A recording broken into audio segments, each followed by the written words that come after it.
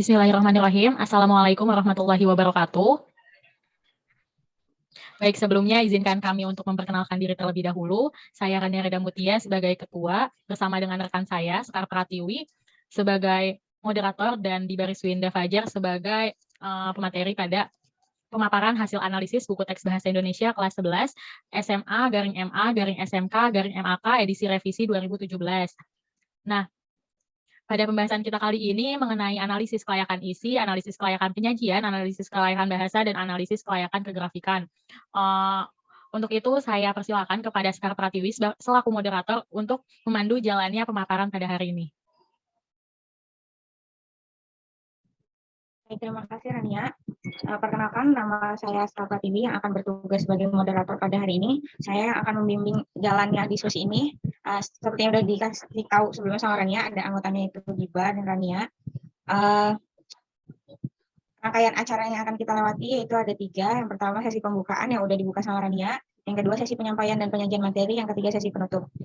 Langsung aja kita mulai ke sesi yang pertama, yaitu sesi penyajian materi dan penyampaian. Langsung saya persilakan untuk Giba membacakan materi yang pertama. Baik, terima kasih Sekar selaku moderator. Baik, Mbak Desalam, Bismillahirrahmanirrahim. Sebelumnya perkenalkan saya di baris Winda selaku penyaji materi pada kali ini. Kita membahas tentang analisis. Coba atasnya Sekar, tolong. Analisis buku teks bahasa Indonesia kelas 11. Nah, sebelumnya kita bakal ngebahas tentang buku teks itu sendiri. Apa sih sebenarnya buku teks ini? Tentang sebuah elemen atau unsur yang umumnya digunakan dalam pembelajaran di Indonesia. Nah, isi dari pembelajaran itu sendiri berupa materi yang sudah dirancang oleh pemerintah, disebutnya kompetensi inti dan kompetensi dasar. Untuk itu, analisis kali ini bertujuan untuk mengetahui apakah buku teks bahasa Indonesia kelas 11 ini sudah sesuai dengan KI dan KD kurikulum 2013. Untuk metode penelitian kita kali ini berupa deskriptif kualitatif. Berupa pemilihannya didasari dengan pengidentifikasian dan pendeskripsian masalah yang berhubungan dengan analisis buku yang akan diteliti. Objek penelitiannya berupa buku teks. Penelitian ini dilakukan dengan memfokuskan di analisis kelayakan isi, kelayakan penyajian, kelayakan bahasa, dan kelayakan kegrafikan. Kita masuk ke dalam pembahasan yang akan kita paparkan. Yang pertama ada analisis kelayakan isi. Yang pertama, kesesuaian uraian materi dengan KI dan KD. Poin yang pertama, kompetensi inti pada kurikulum. Kompetensi inti dalam kurikulum 2013 berupa pengetahuan dan keterampilan. Pengetahuan dan keterampilan ini harus dimuat dalam materi dan disampaikan dengan baik di dalam buku teks, yang isinya dalam pengetahuan memahami, menerapkan, menganalisis pengetahuan faktual, konseptual, prosedural berdasarkan rasa ingin tahu tentang ilmu pengetahuan, teknologi, seni budaya, dan humaniora, dan sebagainya. Nah, maksud dari sini buku teks itu harus di dalam akhir pembelajaran, siswa harus memahami dan menerapkan menganalisis pengetahuan faktual, konseptual, prosedural yang ada di dalam buku di kehidupan sehari-harinya. Kemudian di keterampilan ada mengolah, menalar, dan menyaji dalam ranah konkret dan ranah abstrak terkait dengan pengembangan dari yang dipelajarinya. Selanjutnya, di dalam kompetensi dasar pada kurikulum, kami menemukan hal ini cukup baik karena dilihat dari persamaan antara kompetensi dasar dengan materi yang disajikan di dalam buku sama persis. Artinya memang buku teks ini sudah sesuai dengan kompetensi dasar dalam kurikulum 2013. Bagian pendahuluan bahan ajar yang kami analisis memuat berupa pengembangan literasi untuk kelas 11 sendiri. Nah, dari sini kita melihat memang hal ini cukup baik dikarenakan angka literasi di Indonesia yang semakin menurun, maka pengupayaan yang dilakukan di dalam buku teks ini berupa memuat laporan bacaan apa yang harus dibaca, kemudian poin-poin yang sudah dibacanya dituangkan ke dalam tabel yang sudah disajikan. Kemudian untuk kelengkapan materi yang terdapat dalam buku teks bahasa Indonesia kelas 11 telah sesuai dengan ketentuan dalam kompetensi dasar. Dari mana hal tersebut kami buktikan dari bab-bab yang ada di dalam daftar isi apakah sama dengan kompetensi dasar di dalam kurikulum 2013. Di bab 1 menyusun prosedur. Nah, yang terdapat dalam KD di 3.1 dan 3.2 berupa mengonstruksi informasi berupa pertanyaan pernyataan umum dan tahap-tahapan dalam teks prosedur. Nah, di dalam subbab juga ditemukan mengonstruksi informasi dalam teks prosedur, merancang pernyataan umum dan tahapan-tahapannya, mengenali struktur dan kebangsaan teks prosedur. Artinya di dalam bab dan subbab buku teks sama dengan yang ada di dalam kompetensi dasar kurikulum 2013. Begitu pula dengan bab-bab selanjutnya. Lanjut.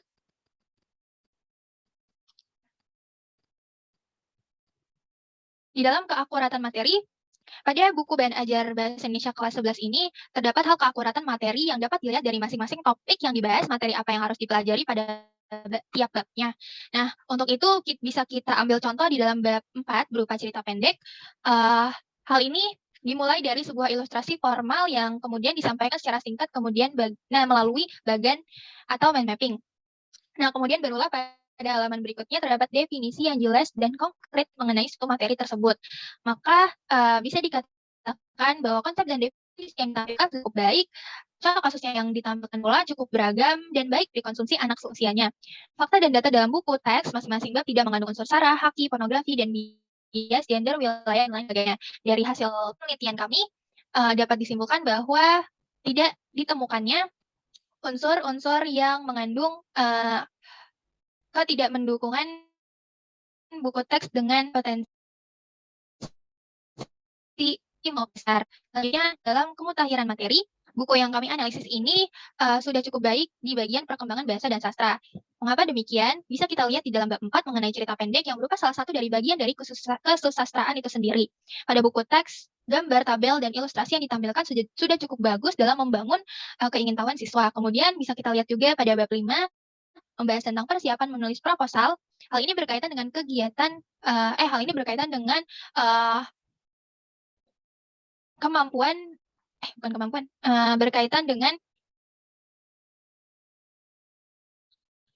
kemampuan bahasa Indonesia yang membaca, menulis, terus menyimak. Nah, dalam menulis proposal ini berkaitan dengan hal tersebut, yakni menulis dan membaca. Maka peserta didik diperlihatkan contoh yang konkret dalam membuat proposal yang baik dan benar. Nah, berangkat dari sinilah kita ketahui bahwa kemutahiran materi sudah cukup baik di dalam buku teks. Kemudian pada praktikum dan kewirausahaan di dalam bab 4 maupun bab 8, kedua bab ini mendidik siswa maupun siswi menjadi pribadi yang kreatif, inovatif, dan memiliki sebuah ide pembaruan di mana dalam bab 8 berupa materi tentang drama, siswa diajarkan untuk membuat pertunjukan kecil tentang drama itu sendiri. Artinya, proyek ini membuat siswa mempelajari secara tidak langsung tentang tentang ide yang kreatif dan inovatif. Nah, selanjutnya, teknik penyajian di dalam analisis kelayakan penyajian. Yang pertama ada konsistensi sistematika penyajian. Konsistensi sistematika penyajian di dalam buku teks bahasa Indonesia yang kami analisis, sistem ini terlihat secara garis besar masing-masing bab diawali dengan bagan dan mind mapping, kemudian barulah penjelasan rinci terkait materi yang dipelajari. Nah, dari sini sudah cukup konsisten dari bab ke bab lainnya, mulai dari pendahuluannya berupa pengantar, daftar isi, dan standar isi, serta kegiatan literasi yang saya sebutkan di awal bagi peserta didik. Kemudian pada bagian isi masing-masing bab terdapat uraian, penjelasan maupun soal, wacana, pelatihan kegiatan, baik itu secara individual maupun kelompok. Kemudian dalam ketentuan konsep, untuk ketentuan konsep sendiri, di dalam buku teks yang kami analisis, masing-masing topik yang dibahas sudah sesuai dengan urutan dari kompetensi dasar dan sistematika keilmuan, seperti terdapat pengertian, unsur-unsur, struktur teks, contoh-contoh wacana, ciri-ciri kebahasaan, dan teks, serta contoh latihan rujukan kegiatan. Maka hal ini sudah memuat di ketentuan konsep yang berlaku. Selanjutnya ada pendukung penyajian. Nah, di bagian pendahuluan ini terdapat kata pengantar dan daftar isi. Kata pengantar yang mampu untuk mempermudah peserta didik dalam mencari materi yang akan dipelajarinya, dan urutan dari masing-masing materi tersebut sudah sesuai dengan KD. Maka bagian pendahuluan yang terdapat dalam buku, baik itu di pengantar maupun daftar isi, sudah baik. Kemudian pada bagian isi terdapat pendahuluan, rujukan, dan rangkuman serta pelatihan, Di bagian pendahuluan, seperti yang saya sebutkan sebelumnya, sudah ada ketentuan berupa literasi siswa. Hal ini cukup baik sebab dilihat dari literasi di Indonesia cukup menurun. Maka dari itu, buku teks menyajikan berupa sebuah kegiatan literasi dalam membangun literasi yang membangun literasi di kelas 11. Selanjutnya ada rujukan pada bagian ini, di mana rujukan dari masing-masing materi yang terdapat dalam buku diinformasikan dengan jelas. Di dalam rangkuman, dikarenakan sekarang kita di buku teks manapun sudah menggunakan kurikulum 2013, maka tidak ada rangkuman di dalam buku teks. Jadi siswa merangkumnya sendiri. Namun di akhir buku teks terdapat glosarium yang memuat kamus kecil berisikan kosakata dalam buku teks. Kemudian ada pelatihan. Nah, untuk pelatihan ini sendiri sudah cukup baik memuat tugas-tugas yang membuat daya nalar dan daya pikir siswa diharapkan semakin meningkat. Nah, dapat kita lihat di bab 6 berupa merancang karya ilmiah di halaman 175 sampai 197. Pada kegiatan pertama, siswa diarahkan untuk mengidentifikasi struktur karya ilmiah yang dibaca. Kemudian tugas satunya berupa kelompok mengenai pembelajaran karya ilmiah. Kemudian di kegiatan lain, di kegiatan 2, 3, 4, dan tugas 2, 3, 4, sama dengan konsep dari kegiatan pertama dan tugas pertama. Selanjutnya, yang akan dipaparkan oleh teman saya. Ya, selanjutnya ada korelasi dan keruntutan alur pikir.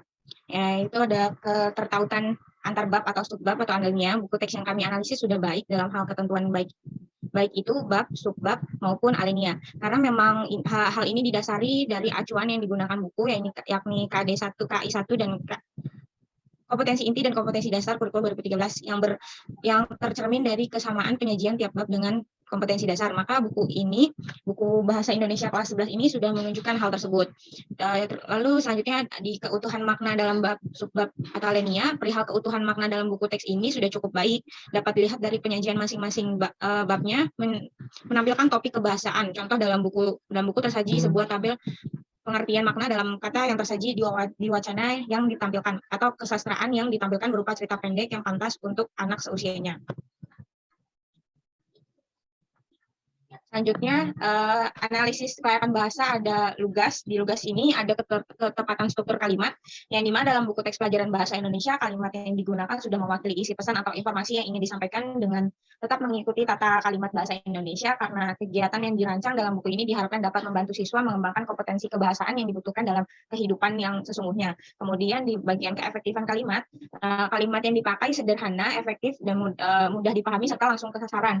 Sehingga pengembangan dan pemahaman siswa terhadap materi ajar tidak jauh dari tujuan pembelajaran, melainkan langsung memahami materi ajar. Untuk itu, kelugasan bahasa pada bab ini sudah baik. Pengembangan dalam buku teks pelajaran bahasa Indonesia dilakukan dengan mengacu pada konsep teoretis yang mendasari pembelajaran bahasa terkini, yaitu CLIL, yaitu Content Language Integrated Learning. Demikian pula dengan silabus dalam buku teks pelajaran bahasa Indonesia dikembangkan berdasarkan pengembangan prinsip pedagogi. Kemudian di bagian kebakuan istilah, yaitu istilah yang digunakan sesuai dengan Kamus Besar Bahasa Indonesia, istilah asing dicetak miring atau dalam tanda kutip, misal bahasa dan isi menjadi dua hal yang saling menunjang.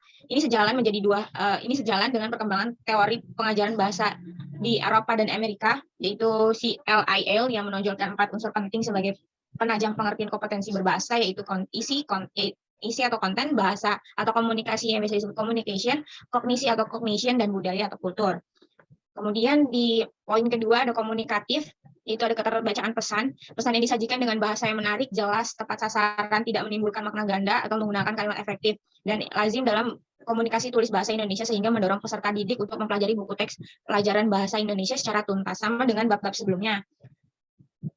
Penggunaan bahasa pada buku ini komunikatif dan efektif pada buku ini, sehingga mendorong siswa memiliki kompetensi berbahasa Indonesia untuk berbagi keperluan sebagai kegiatan sosial.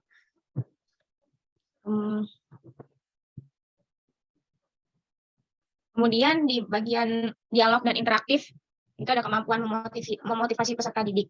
Di sini bahasa yang digunakan penulis sederhana dan tepat, dan mengajak berdialog interaktif antara penulis dan pembaca. Pembaca merasa berkomunikasi langsung dengan penulis, atau dengan kata lain penulis ikut hadir dalam pembelajaran atau membaca. Sebagai apresiasi dari bahasa yang disajikan buku teks pelajaran bahasa Indonesia,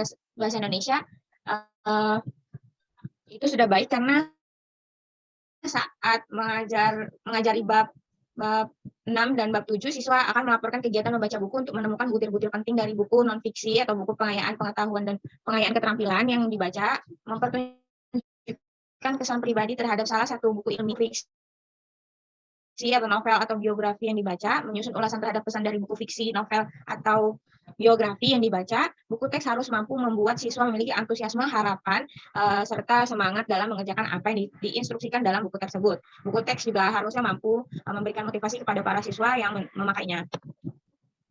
Selanjutnya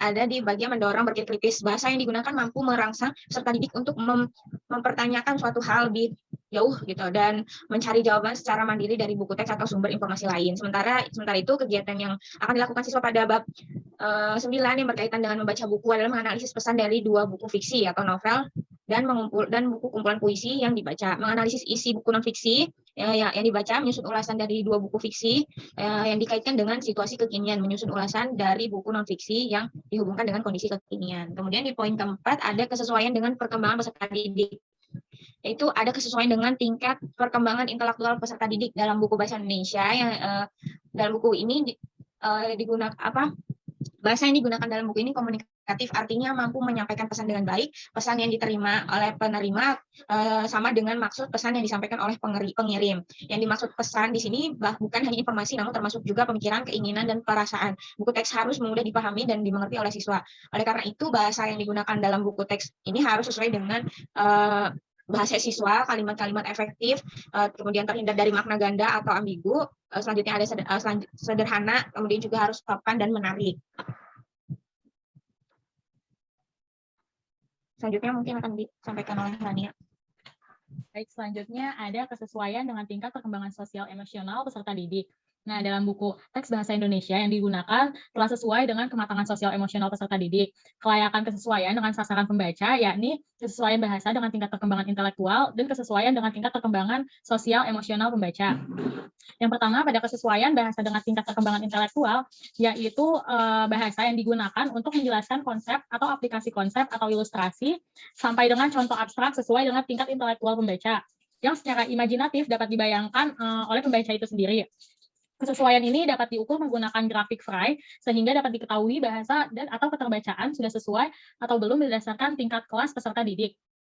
Pada poin kedua, kesesuaian dengan tingkat perkembangan sosial emosional, yaitu bahasa yang digunakan sesuai dengan kematangan sosial emosional peserta didik dengan ilustrasi yang menggambarkan konsep-konsep mulai dari lingkungan terdekat atau lingkungan lokal itu sendiri sampai dengan lingkungan global.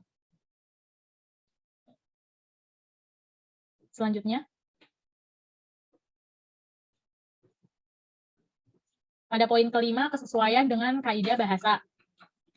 Yang A, ada ketetapan bahasa. Setelah dianalisis dengan saksama, sepertinya penulis buku ini telah menulis buku dengan benar-benar sesuai pada PUEB. Buku teks dikatakan memiliki kelayakan ketetapan bahasa bila pemakaian bahasa dalam buku teks ini sesuai kaidah, baik ejaan, pilihan kata, tata bentuk kata, dan tata kalimat. Penggunaan istilah yang menggambarkan suatu konsep, prinsip asas atau sejenisnya sudah tepat. Maknanya jelas dan konsisten. Hal ini menetapkan pilihan indikator dalam posisi yang baik.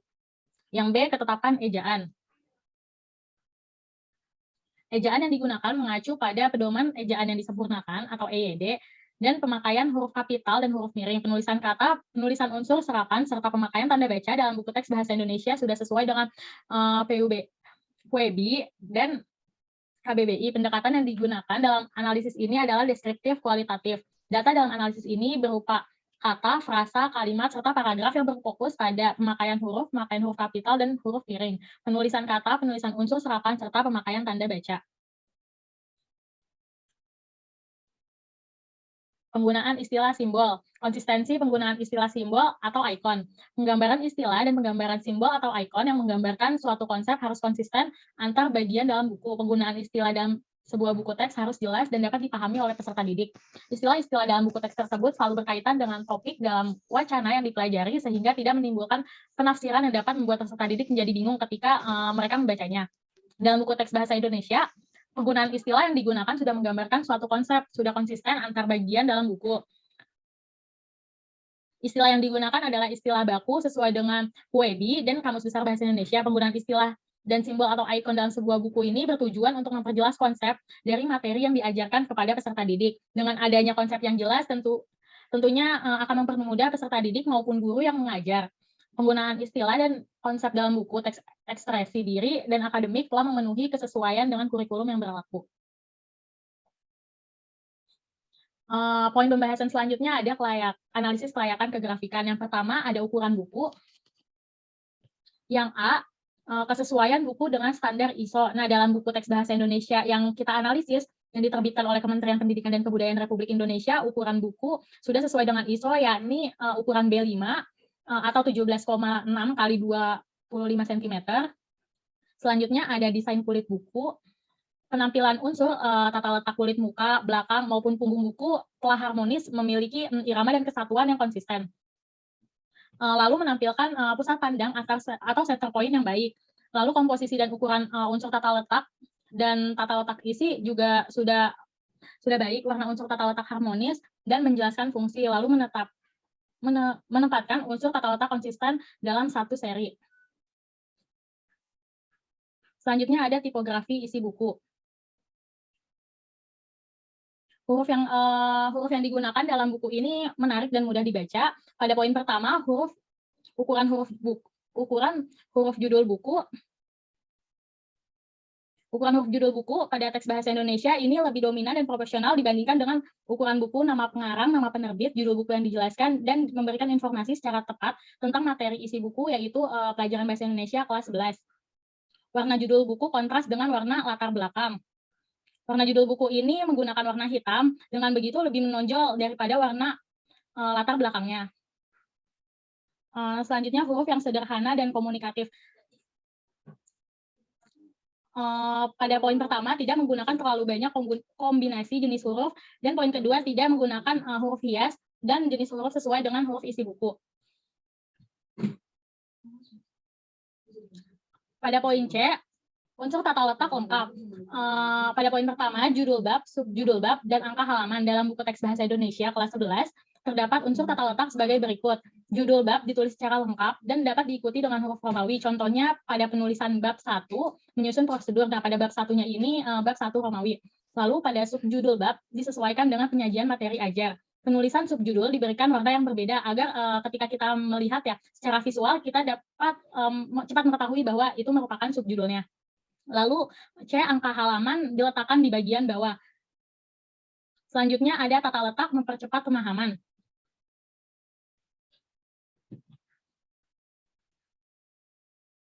Nah, pada poin pertama, penempatan hiasan atau ilustrasi sebagai latar belakang tidak mengganggu judul, teks, angka halaman. Sehingga hal ini tidak menghambat membaca ketika membaca buku tersebut. Lalu pada poin kedua, penempatan judul, subjudul, ilustrasi, dan keterangan gambar tidak mengganggu pemahaman. Selanjutnya akan dipaparkan oleh Diba. Baik, untuk yang poin berikutnya berupa tipografi isi buku. Yang pertama, tidak menggunakan terlalu banyak jenis huruf yang sudah dijelaskan yang sebelumnya bahwa penggunaan jenis huruf tidak terlalu banyak. Hal ini tidak menggunakan, artinya di poin berikutnya tidak menggunakan jenis hias atau dekoratif. Yang berikutnya lagi penggunaan variasi huruf berupa bold, all capital, small capital tidak berlebihan. Yang berikutnya jenjang hierarki, judul-judul jelas, konsisten, dan proporsional. Yang berikutnya ilustrasi isi. Ilustrasi isi ini di dalam buku teks mampu mengungkapkan makna atau arti dari sebuah objek. Terus membentuk akurat dan proporsional sesuai dengan kenyataan. Ilustrasi isi menimbulkan daya tarik serta kualitas kertas yang sudah baik, tidak mudah robek, kertas cover tebal, dan sesuai standar isi buku. Kemudian kualitas penjilitan dalam buku teks ini diterbitkan Kementerian Pendidikan dan Kebudayaan sudah cukup baik, memiliki ukuran yang baik berupa 306 halaman juga, ilustrasinya berupa 25 cm. Baik, sekian pemaparan yang dapat kami sampaikan. Selanjutnya saya kembalikan ke moderator. Baik, terima kasih Diba atas pemaparannya. Baik teman-teman, demikian dari presentasi kelompok kami. Mari kita mengucapkan alhamdulillah. Saya sebagai moderator mohon maaf atas kekurangannya apabila ada salah kata atau salah penyajiannya, dan saya ucapkan terima kasih untuk perhatiannya. Saya kembalikan kepada Rania sebagai ketua dari kelompok kami untuk menyampaikan kesimpulannya. Baik, terima kasih moderator. Kesimpulan pemaparan hasil analisis buku teks bahasa Indonesia kelas 11, kelayakan isi pada buku teks Kelas 11 edisi revisi 2017 dikategorikan layak karena telah sesuai dengan kurikulum 2013 yaitu KI dan KD. Lalu kelayakan penyajian dan kelayakan bahasa pada buku teks ini dapat dikategorikan layak sesuai dengan kaidah bahasa Indonesia. Lalu kelayakan kegrafikan dalam buku teks bahasa Indonesia ini telah sesuai dengan standar yang telah ditetapkan dan ilustrasi yang terdapat pada cover maupun isi tidak mengganggu pembaca dalam memahami materi. Nah, buku ini juga masih relevan digunakan pada saat ini meskipun pembelajaran dilakukan secara daring karena telah sesuai dengan KI dan KD yang terdapat dalam kurikulum serta penjelasan materi, penugasan, dan pengayaan siswa telah termuat dalam buku tersebut. Namun untuk memaksimalkan proses belajar mengajar, disarankan guru harus tetap melakukan pengembangan pengajaran yang disesuaikan pula dengan keadaan lingkungan. Sekian dari kelompok kami. Terima kasih telah menonton video ini sampai akhir. Mohon maaf apabila ada kesalahan kata atau penyampaian. Billahi fisabilillah, fastabikul khairat. Wassalamualaikum warahmatullahi wabarakatuh.